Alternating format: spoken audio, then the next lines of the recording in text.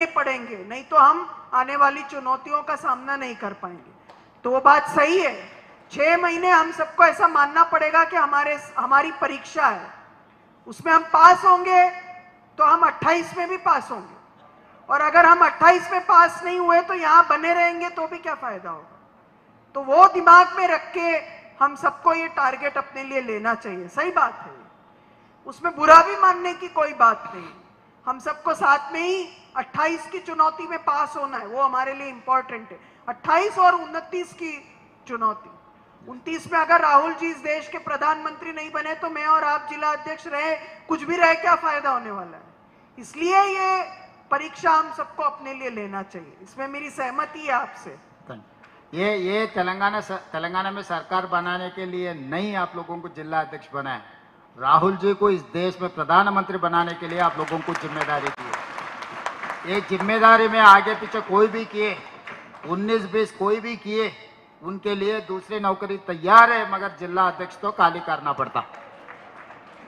क्योंकि मैं 3 साल काम किए, मेरा वर्किंग प्रेसिडेंट उसी दिन बोले जिस दिन मैं जिम्मेदारी लिए 6 महीने के बाद, भाई 3 साल मैं काम करूंगा, 3 साल के अंदर एक असेंबली इलेक्शन, एक पार्लियामेंट इलेक्शन 3 साल के अंदर आ जाएंगे। जो मेरा मेहनत है, जो मैं कामयाब हो सकता हूँ, नहीं हो सकता हूँ, रिजल्ट देके मैं कामयाब भी हुआ मैं जिम्मेदारी से हटता हूँ, कामयाब नहीं हुए तो भी मैं जिम्मेदारी से हटता हूँ बोल के मैं बात दिए थे। उस हिसाब से 3 साल बराबर मेरा रिजिग्नेशन लेटर ఏఐసిసి में दिया। మిత్రులారా, గొప్ప అవకాశం కాంగ్రెస్ పార్టీ అధ్యక్ష బాధ్యత, ముఖ్యమంత్రి కూడా కావచ్చు, మంత్రులు కూడా కావచ్చు, కానీ కాంగ్రెస్ పార్టీ అధ్యక్షులు కావడం అనేది అది అంత సులువైన విషయం కాదు। మీకు ఇంటి దగ్గర కూర్చున్న మీకు మీనాక్షి గారు తెచ్చిచ్చినందుకు మీకు ఏమన్నా దాని విలువ తక్కువగా అనిపిస్తుందేమో, కానీ మాకు తెలుసు దాని విలువ ఏందో।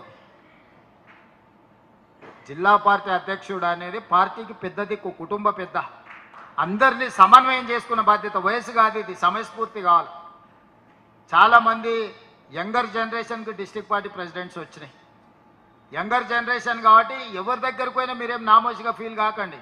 ఇవాళ ఓటు అడుక్కోనికే సర్పంచ్ కింద మీరు నిలబడతారంటే గుడిసెకు పోయి కడుపులో తలకాయ పెట్టి కాళ్ళకి దండం పెడుతున్నాం ఒక్కొక్క ఓటు కోసం। ఓ నాయకుడు 30 ఏళ్ళ నుంచి 40 ఏళ్ళ నుంచి పార్టీకి ఇస్తే కొంచెం మనసు నొచ్చుకుంటే ఇంటికి పోయి కూర్చోండి, మాట్లాడండి, చెప్పుండ్రి, ఒక అవకాశం వచ్చింది మీరు సహకరించమని మాట్లాడుండ్రి। నాకు అధ్యక్షుడు ఇచ్చినప్పుడు ఎంతమంది సీనియర్ నాయకులు ఇళ్ళలోకి వచ్చినా మీరు చూడలేదా? ఇది నా కోసం నీ కోసం కాదు, పార్టీ కోసం। పార్టీ అనేది అందరి ఆస్తి, 4 కోట్ల మంది, 1 కోటి పైగా ఓట్లేసిండు మనకు, 1 కోటి మంది కార్యకర్తలు నుండి, 1 కోటి మంది జీవితాలతోని మనకు చెలగాడ మాదిరి అధికారం లేదు। ఇది ఒక పెద్ద బాధ్యత, ఈ బాధ్యతను మనము నిర్లక్ష్యంగా నిర్వహించడానికి వీల్లేదు। నేను అనుభవంతో చెప్తున్నా, నేను జిల్లా పరిషత్ మెంబర్ అయినప్పుడు ఇక ఇదే పెద్దది, ఇష్టం వచ్చినట్టు వ్యవహరిస్తా అంటే దానికంటే పైకి ఎదుగుండేవాడిని కాదు।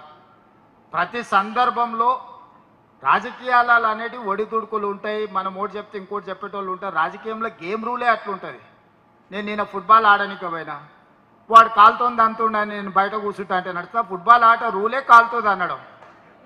రాజకీయాలలో కూడా కాళ్ళలో కట్టెబెట్టేది గేమ్ రూలే, ఎవరో ఒకరు పెడుతూనే ఉంటారు, కట్టె తీసి పక్కన వేసుకొని ముందలుకోవాలి, కానీ నా కాళ్ళలో కట్టెబెట్టి నేను బోర్లో పడతా, ఇక బోర్లో పడ్డా కాబట్టి నేను లేవను, మళ్ళా మీనాక్షి మేడం మహేష్ గౌడ్ గారు వచ్చి మాకు చేయబట్టి లేపాలంటే ఇది కుదరదు। అధ్యక్ష స్పష్టత ఉంది కదా, రాజకీయాలలో ఒక ఫండమెంటల్, ఒక బేసిక్ రూల్ ఉంటుంది, ఎవరో ఒకరు వచ్చి కాళ్ళలో కట్టబెడుతుంటారు, దాన్ని ఏం మీరు పెద్ద సమస్యగా చూడకండి, అందరికీ ఉంది ఆ సమస్య। ఏఐసిసి అధ్యక్షులు రాహుల్ గాంధీ గారికి అప్పుడప్పుడు G23 అని శతకాలు పెడుతుంటారు, దేశం కోసం సర్వం ఇచ్చిన గాంధీ కుటుంబం మీదనే కాగితాలు పెట్టే పార్టీ, అంత స్వేచ్ఛ ఉంది కాంగ్రెస్లో। కాంగ్రెస్లో స్వేచ్ఛ ఉంది కాబట్టి 140 ఏళ్ళైనా కాంగ్రెస్ పార్టీ ఉంది। స్వేచ్ఛ లేకపోతే మిగతా రీజనల్ పార్టీ లాగా, జనతా పార్టీ లాగా, మిగతా పార్టీ లాగా ఎప్పుడో మూత పడుతుండే। ఇందులో అన్ని రకాల మనస్తత్వాలు ఉన్నోళ్ళు ఉంటారు। హిందువులలో ఎన్ని దేవతలు ఉండరు, ఎంతమంది దేవుళ్ళు? 3 కోట్లు ఉండరా? ఎందుకున్నాయి? పెళ్లి చేసుకోవడానికి హనుమంతుడు ఉన్నాడు, 2 పెళ్ళిళ్ళు చేసుకునేటోనికి ఇంకొక ఆయన దేవుడు ఉన్నాడు, మందు తాగేటోళ్ళకి ఓ దేవుడు ఉన్నాడు, ఎల్లమ్మ, పోషమ్మ, మైసమ్మ, కళ్ళు కొయ్యాలి, కోడి కొయ్యాలి అనేటోళ్ళకు ఉండ్రు, పప్పన్నం తినేటోళ్ళకు కూడా దేవుడు ఉండు, అవునా? అన్ని రకాల దేవుళ్ళు ఉన్నారు। కాంగ్రెస్ పార్టీ కూడా అన్ని రకాల మనస్తత్వాలు ఉండే, అన్ని రకాల మనుషులను కలుపుకొని పోయే పార్టీ కాంగ్రెస్ పార్టీ। దేవుడి మీదనే మనకు ఏకాభిప్రాయం లేదు। ఒక ఆయన వెంకటేశ్వర స్వామికి మొక్తా అంటే, ఒక ఆయన ఆంజనేయ స్వామికి మొక్తా అంటాడు, ఒక ఆయన లేదు నేను అయ్యప్ప మాలేస్తాను, ఇంకొక ఆయన అంటే లేదు నేను శివమాలేస్తాను, 3వ ఆయన అంటాడు, అవునా? ఇవన్నీ మనం చూస్తున్నాం కదా. దేవుళ్ళ మీదనే మనకు ఏకాభిప్రాయం తీసుకురాలేకపోయినప్పుడు రాజకీయ నాయకుల మీద, జిల్లా అధ్యక్షుల మీద ఏకాభిప్రాయం ఉంటుందని నేను అనుకోను. కాకపోతే మంచి అభిప్రాయం అయితే ఉండాలి. మంచి అభిప్రాయం లేకపోతే ఇక అది మనకు ఉపయోగం ఉండదు. దయచేసి నిన్నటి వరకు మీరు ఎట్లున్నారని నేను అడగదలుచుకోలేదు.